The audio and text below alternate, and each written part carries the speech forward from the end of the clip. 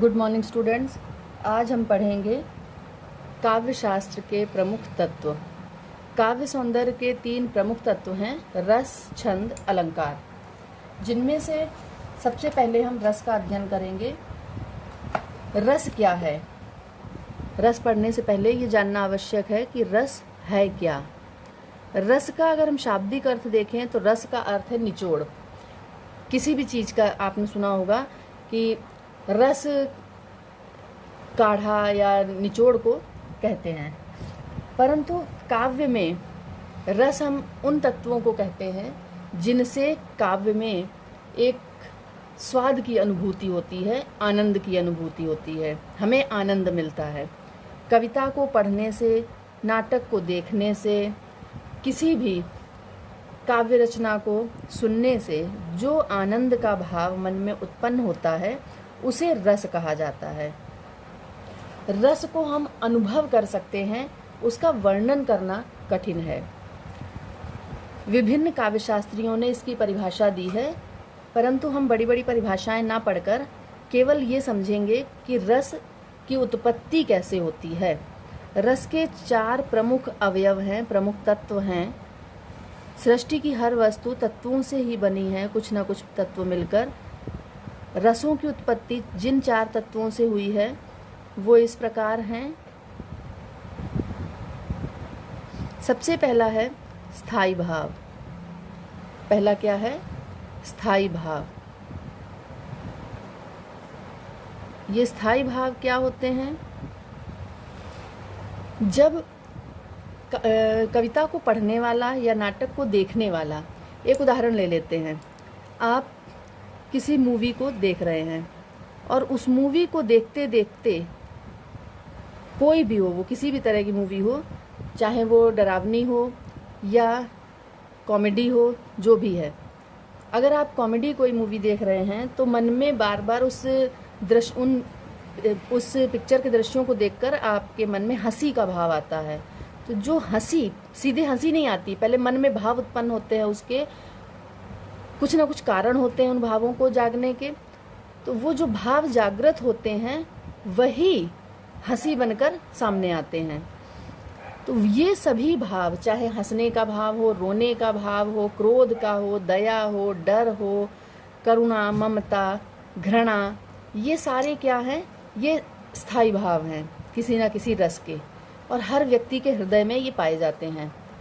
बस अंतर इतना है कि ये सुषुप्ता अवस्था में, सोई हुई अवस्था में होते हैं, जब इनके अनुकूल वातावरण होता है। हर समय डर नहीं हो सकता, हर समय दया नहीं हो सकती, हर समय क्रोध नहीं हो सकता। जिस रस के अनुकूल, जिस स्थायी भाव के अनुकूल परिस्थितियां होती हैं, वही स्थायी भाव जागृत हो जाता है। इनकी संख्या कुल 9 है। 9 स्थायी भाव हैं तो 9 रस हैं। तो सब एक हम उदाहरण के तौर पर, एक उदाहरण के द्वारा इन सभी को समझेंगे। स्थायी भाव के बाद अगला, पहले इसके तत्वों को समझ लेते हैं। विभाव। विभाव के प्रमुख भेद आलंबन, दूसरा है उद्दीपन। अब आलंबन के आश्रय, विषय। अभी मैंने आपको उदाहरण दिया कि कोई मूवी देख रहे हैं, कॉमेडी मूवी है, हंसी आती उसमें, तो स्थायी भाव जागृत हुआ हंसने का। कहाँ जागृत हुआ? कहीं ना कहीं तो वो जागेगा। जो व्यक्ति मूवी देख रहा है वो हो गया आश्रय, जिसके हृदय में, अर्थात जिस हृदय में स्थायी भाव जागृत होते हैं उसे आश्रय कहा जाता है। जिस कारण से होते हैं उसे विषय कहा जाता है। तो यहाँ पर जो व्यक्ति दर्शक है या पाठक है, पढ़ने वाला, या कविता पढ़ने से या नाटक को देखने से, तो वो हो गया दर्शक या पाठक, आश्रय हो गया। और विषय, जो नाटक, जैसे मूवी का उदाहरण लिया हमने, या कविता आदि, नाटक या कविता आदि। उद्दीपन। उद्दीपन क्या है? आग में घी का काम। जैसे आग जल रही है और वो हवन की अग्नि है, धीमी पड़ने लगती है तो उसमें तुरंत घी डाल दिया जाता है, जिससे और तेज उसमें लौ उठने लगती है। तो आप कोई देख रहे हैं कॉमेडी मूवी, उसमें हर समय नहीं हंसने के दृश्य आते, बीच बीच में गंभीर भी दृश्य होते हैं। तो उन गंभीर दृश्यों से जैसे ही पाठक थोड़ा सा गंभीर होने लगता है, उसकी हंसी रुक जाती है, फिर वैसे ही कोई एक नया दृश्य सामने आ जाता है जिससे उसकी हंसी फिर और बढ़ जाती है। तो वो हो जाता है उद्दीपन, जो बार बार आके उसे बढ़ा देता है। तीसरा है अनुभाव। एक चीज़ आप गौर करिए कि हर तत्व में भाव जुड़ा है। भाव का अर्थ है फीलिंग्स, इमोशंस। जो भी भावनाएं जागृत होती हैं वही रस के तत्व हैं, उन्हीं से रस की उत्पत्ति होती है। अनुभाव क्या है? जब दर्शक या पाठक के हृदय में स्थायी भाव जागा, जिस कारण से भी जागा वो कारण विषय है। जब जागृत हुआ तो उसने कोई ना कोई एक रिएक्ट किया, कुछ ना कुछ उसने प्रतिक्रिया दी। प्रतिक्रिया अगर हास्य रस की है तो उसने जोर जोर से हंसना, वही अनुभाव हो गया, या ताली बजाकर हंसना, या इस तरह से जो भी क्रियाएं वो करता है वो सारी क्या है? अनुभाव है। अनुभाव दो तरह के होते हैं, कायिक और सात्विक। कायिक, सात्विक। कायिक अनुभावों पर हमारा वश होता है, हमारे नियंत्रण में, हम चाहें तो इन्हें रोक सकते हैं। जैसे अगर भयानक रस है तो भय से पसीना आना, उसे हम नहीं रोक सकते, वो सात्विक है। अब गर्मी से पसीना आ रहा है तो हम पंखे में खड़े हो जाएंगे, सूख जाएगा, वो हो गया एक तरह से कायिक। या दौड़ते दौड़ते हम या चिल्लाने लगना, ये सारी क्या है? जिन पर हम रोक सकते हैं, जिन चीज़ों को, गुस्से में चिल्लाना, गुस्से में मुंह लाल होना, वो सात्विक है, और चिल्लाना कायिक है। जिसको हम रोक सकते हैं वो कायिक, जिसको नहीं हम रोक सकते वो सात्विक है। अगला है स्थायी भाव। ये पानी के बुलबुलों के समान क्षणिक होते हैं। जैसे पानी में बुलबुला उठा और फिर से नष्ट हो गया तुरंत ही, उसी तरह ये होते हैं। ये क्षणिक भाव हैं, उठते हैं और विलीन होते रहते हैं। इनके द्वारा जो स्थायी भाव शांत होने लगते हैं वो और अधिक तीव्र हो जाते हैं, उनका संचार बढ़ने लगता है। इनकी संख्या निश्चित है, 33। इनकी संख्या 33 है। इनके लिए शब्द भी निर्धारित हैं, वही शब्द आपको बताने हैं। कोई भी उदाहरण दिया जाता है उसमें संचारी भाव अगर आप लिखते हैं तो उसमें आपको निश्चित वही शब्द बताने हैं।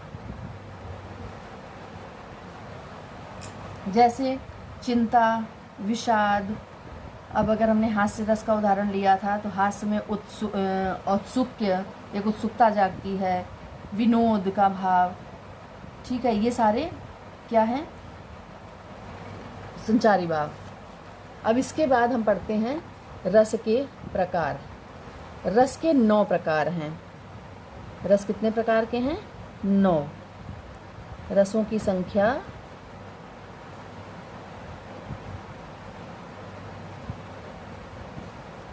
9।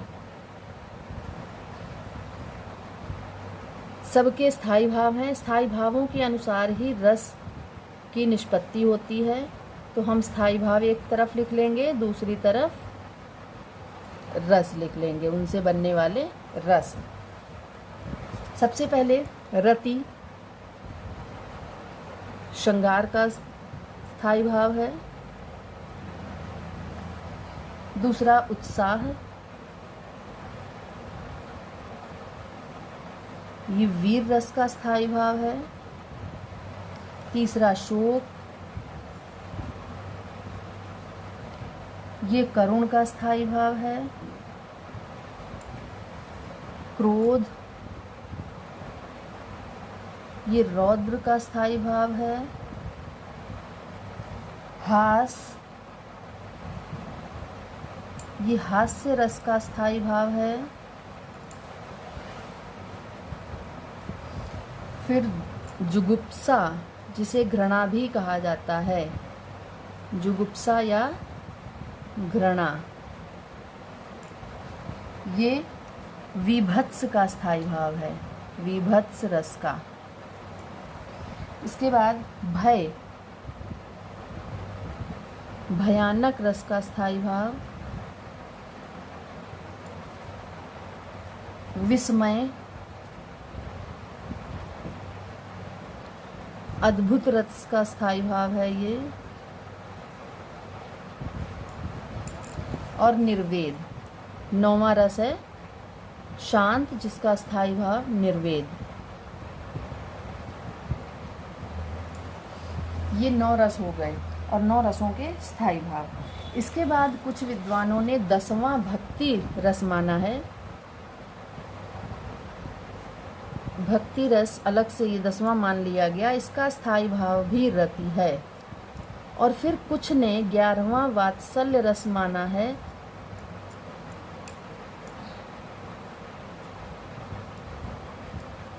वात्सल्य, इनको संख्या में इसलिए नहीं गिना जाता कि स्थायी भाव दोनों का रति है, पर इन तीनों रति में, जो श्रृंगार में रति थी और भक्ति में, वात्सल्य में, तीनों में अंतर है। जो श्रृंगार रस में रति है स्थायी भाव, वो है एक दाम्पत्य विषयक रति, पति पत्नी के बीच में या नायक नायिका के बीच में जो प्रेम, वो श्रृंगार रस वहाँ उत्पन्न होता है। भक्ति रस जो ईश्वर के प्रति भक्ति है, ईश्वर के प्रति जो प्रेम है, वो प्रेम, वो रति भक्ति रस में परिवर्तित होता है, और संतान के प्रति प्रेम वात्सल्य रस में परिवर्तित होता है। इसलिए इन दोनों को, दोनों का स्थायी भाव रति है, दोनों को संख्या में नहीं गिना जाता है। संख्या में कुल ये 9 रस, अगर आपसे पूछा जाए रसों की संख्या कितनी है तो 9 है। अब इसके बाद हम जो भी हमारे पाठ्यक्रम में रस हैं सबको अलग अलग पढ़ेंगे अगले वीडियो में।